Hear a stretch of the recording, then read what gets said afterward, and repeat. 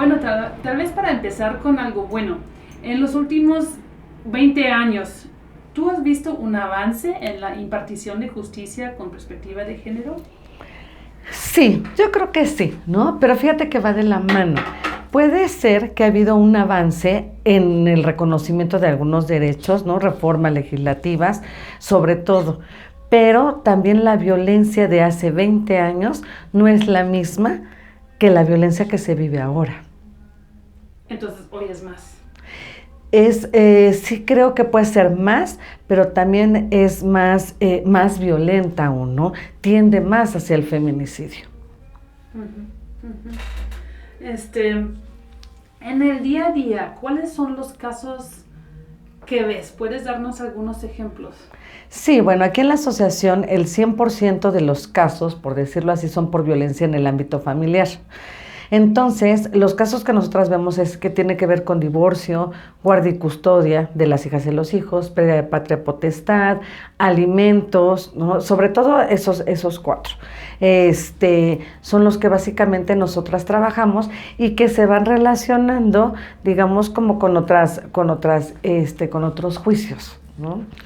Por ejemplo, con adultas mayores, si bien es cierto, no es el divorcio tal vez, no es guardia y custodia, pero sí es alimentos y sí es una violencia, digamos, extrema, inclusive de las hijas y de los hijos en contra de las mamás, ¿no? Uh-huh, uh-huh. Muchas veces, y también en esta investigación, y con razón, nos enfocamos en las violaciones muy graves a los derechos humanos de las mujeres, como feminicidio, cuando vemos la legítima defensa, ¿no? Esos casos penales. Pero, ¿cuántas tragedias ocurren día a día cuando vemos el derecho civil? Pues estos casos que tú mencionaste, debe ser como así. Fíjate que nosotras a lo largo, digamos, de las mesas de trabajo que hemos tenido con gobierno, con procuraduría, siempre hemos colocado el tema que la materia familiar, que se deriva de la materia civil, perdón, se desprende de la materia civil, tiene sus particularidades y poco exploradas. Es decir, se tiende a irse más a la investigación, ¿no? a las acciones, a las propuestas legislativas, en materia penal. Pero la materia civil puede ser el parteaguas para un feminicidio que entonces resulta, ¿no?, en materia penal. Entonces, mientras no se trabaje y no se ponga la atención que se merece esta materia, pues de alguna manera también valdría la pena, ¿no? El ponerlo en la mesa y también poder investigar que se pueden evitar ciertas conductas que son tipos penales, inclusive el feminicidio, a través de de sentencias, de resoluciones con perspectiva de género, que sean garantes de los derechos humanos de las mujeres. Mientras haya impunidad, hay permiso. Y muchas veces los casos entran por la materia familiar. Hay impunidad, por lo tanto, desde la autoridad les otorgan el poder a los agresores y pues no pasa nada. ¿Qué tan arraigada es la perspectiva del hombre como sujeto o el sexismo en las juezas y jueces del ámbito familiar? No bueno, ¿no? No bueno. Por eso te digo que es bien importante voltear a ver a la materia familiar, porque se sabe de esta idea misógina, machista, en materia penal. Pero en materia familiar no están tan ajenos, van de la mano. Como el derecho familiar regula estas relaciones, ¿no?, de parentesco, de estas relaciones familiares, y nuestro derecho viene de Roma, pues todavía, ¿no?, pareciera que la mentalidad de algunas juezas o jueces es del derecho romano, del pater familias, que puede hacer lo que quiera con la domus, que era toda la comunidad. En la realidad, ¿qué es lo que está pasando? Que, por ejemplo, mujeres, para, no sé, manejar ejemplos, mujeres que demandan alimentos, ¿no? Vía controversia del orden familiar, guardia y custodia con alimentos. Les otorgarán la guardia y custodia, ¿no? Pensión alimenticia. Sin embargo, ¿no? Hay pensiones alimenticias de 500 pesos mensuales, de 1,000 pesos mensuales, ¿no? Pero los agresores reclaman que las convivencias sean en el centro de convivencias supervisadas del tribunal, ahí en Avenida Juárez número 8. Ok, les otorgan las convivencias en supervisadas. Y yo, algo que he hecho últimamente en los expedientes, es hacer un cuadro, hasta contadoras nos volvemos, ¿no? ¿Cuánto me cuesta? ¿Cuánto da de pensión? Bueno, en primer punto, ¿cuántos son los gastos de las niñas y de los niños, ¿no? ¿A cuánto asciende? Okay. ¿Cuánto me decretaron de pensión alimenticia? Vamos a suponer, de la niña y el niño son de gastos, ¿qué te gustan? 10,000 pesos mensuales, por decir algo, ¿no? Me decretaron una pensión alimenticia de 2,000. Pero, como en varios de los casos que llevamos, no han depositado. Entonces hay 0 pesos, 0 centavos. Luego entonces, ¿cuánto me cuesta llevar a mi hija o a mi hijo al centro de convivencias? Porque son transportes, es comida, porque salen de la escuela las niñas y los niños y pues en el camino tienes que darles de comer, ¿no? Entonces es transporte, comida, tiempo, ¿y eso quién la paga? La mujer. Entonces, la carga, digamos, ¿no?, que tienen las mujeres es muy importante en términos de que no se logra todavía en muchísimas de las jueces y los jueces de lo familiar, no se logra que realmente apliquen la perspectiva de género en sus resoluciones, en sus actuaciones, ¿no? La realidad es otra. Y eso del seguimiento que tú mencionas, eso también es una gran falla en juzgar con perspectiva de género, pues de no dar seguimiento a que si realmente se paga, si realmente, pues en estos casos de justicia familiar, y yo supongo que hay muchos, ¿cómo se dice? Hilos sueltos. Hilos sueltos, cabos sueltos. Mira, como defensoras, cada quien, ¿no?, de las acreedoras, ¿no?, alimentistas, así se llaman, podemos promover, es decir, le enteramos al juez, oye, no ha dado en tanto tiempo, no, me estás obligando a las convivencias en el centro de convivencias, para mí es una carga, no pasa nada, ¿no? Ese es el tema. Y es por poner un ejemplo, otro ejemplo, el centro de convivencias supervisadas del tribunal ahora tiene un objetivo o un modelo de atención que se desprende de la alienación parental. Entonces ahora le llaman revinculación familiar. Y entonces, en esa revinculación familiar, pues también las mamás, llámese víctimas, ¿no?, de violencia, tienen que acudir a talleres para que se puedan revincular familiarmente hablando. Entonces decimos, por supuesto que esto contraviene tanto la Belém do Pará como la Ley General de Acceso a las Mujeres a una Vida Libre de Violencia. O sea, no hay un protocolo para que el agresor no se acerque a la víctima o que entren por otro lado, ¿no? Se encuentran cara a cara en el centro de convivencias. Los reportes del centro de convivencias, yo tengo constancias de reportes del centro de convivencias que la trabajadora social dice, lo persignó y le dio un beso y se fueron contentos. Esa es una documental pública. ¿Qué me está diciendo? Nada. Nada y mucho.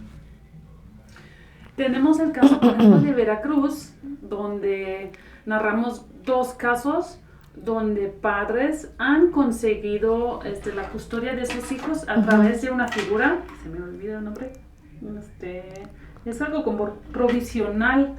Guardia y custodia provisional. No, debería buscarlo. ¿No? ¿Es guardia y custodia provisional? No, pero alegando que la mujer era una mala madre y con testimonios falsificados, se supone, o por ejemplo testimonios de gente cercana al padre. Uh-huh. Pero el juez lo creyó y entonces le dieron la custodia al padre y la madre ya no volvió a ver el hijo y fue toda una lucha, pues de años a veces, recuperarlo, ¿no? ¿Eso es algo común? Mira, vista desde la perspectiva de género, aquí hay una situación, cuando el hombre llega a argumentar, ¿no?, que le quitaron al hijo, que no se lo dejan ver, que ella es una mala madre, se puede generar en juzgados mayor empatía a ese pobre hombre, ¿no?, que es tan buen padre. Sin embargo, cuando hablamos de una mujer, ¿no?, que es víctima de violencia, que se exhiben constancias, no sé, constancias de la carpeta de investigación, constancias de las Guavif, ahora lunas, que se llaman, ¿no? O sea, constancias y elementos, pruebas, ¿no?, documentales tal vez, pero que hacen presunción para las juezas o los jueces de que puede existir violencia familiar, no es igual. Se vuelve una lucha para que las mujeres acrediten que efectivamente son víctimas, que lo acrediten aun y cuando hay una prueba que se llama instrumental de actuaciones, que quiere decir que se haga prueba todo lo que se actúa en ese expediente, en ese juicio. Y puede haber constancias de Ministerio Público por violencia, puede haber dictámenes psicológicos, ¿no?, de que efectivamente hay violencia. No pasa nada. Tardamos mucho tiempo en poder pasarlo a sentencia o que realmente se acredite la violencia. Ahora bien, pues yo creo que el problema fundamental que vemos ahí, bueno, viendo las personas impartidoras de justicia, es un pensamiento profundamente machista en esa sociedad. ¿Qué se puede hacer contra eso con algunas capacitaciones por aquí y por allá? Mira, el tribunal se ha capacitado. Tendría, si bien es cierto que no es obligatorio, ¿no?, pero tendría que aplicar el protocolo para juzgar con perspectiva de género. No lo hace. No les entra. Ese es un tema. Tiene que haber, yo creo, una línea desde el presidente del tribunal, ¿no?, y trabajar desde la presidencia del tribunal para que se pueda bajar a través de una instrucción, que se revisen casos, ¿no?, que se sancionen a las juezas o los jueces, ¿no? Tenemos varios casos que se han derivado de la materia familiar en casos penales, y casos penales de verdad muy tristes, ¿no? Tenemos el caso de Mireya, por ejemplo, otros feminicidios, ¿no?, que de alguna manera iniciaron por un asunto en materia familiar y que, ¿no?, la impunidad puede ser tan mortal como el agresor, ¿no? Yo digo que la impunidad te enseña que no pasa nada y entonces el Estado te da permiso de hacer lo que tú quieras, incluyendo no asesinar a una mujer. Entonces, ¿cuáles son los pasos que se podrían hacer si se cuenta con la voluntad de las personas indicadas que llevan algunos avances, pues a plazo mediano por lo menos? Sí, creo que la capacitación es importante, ¿no?, pero no es un todo, porque podrán tener la capacitación perfecta en cuanto a tratados internacionales, control de convencionalidad, principio pro persona, juzgar con perspectiva de género en materia familiar, aplicar el protocolo, pero dentro de, ¿cómo lo diré?, no hay sensibilización o no saben cómo aplicarlo. Yo me acuerdo de hace años, había la presunción de que el papá había violentado sexualmente a la niña y al niño. Y entonces fundamentan con la CEDAW que también guarda y custodia compartida, pues porque tienen los mismos derechos. Entonces, ¿no?, es yo creo que la capacitación es en el ABCD de cómo se aplica la perspectiva de género en el derecho, cómo se resuelve con perspectiva de género, pero todas y cada una de las actuaciones a partir de que me llega la demanda, ¿no?